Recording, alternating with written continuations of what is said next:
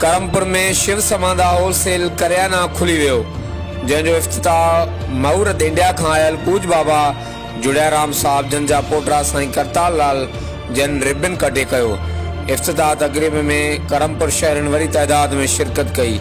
Shiv समाधा wholesale kirana जे owner Krishna लाल ऐं गौतम लाल जो चवणु हो त असांजे दुकान ते हर क़िस्म जा किरियाने जा आइटम दस्तियाब आहिनि, जंहिंमें गिहु खंडु चांवर दालनि जा मुख़्तलिफ़ क़िस्म जामे शीरीन गुड़ मिठाई ऐं ॿिया आइटम बि दस्तियाब आहिनि, जेके असां वटि मुनासिब रेटनि में मिली सघनि था। करमपुर में असांजे दुकान खुलण सां किरियाना जे दुकानदारनि खे हिते ई सामान बारियात मिली वेंदो। आख़िर में साईं करताल लाल मालिक दर दुआ घुरी त मालिक हिन दुकान खे कामयाब कंदो।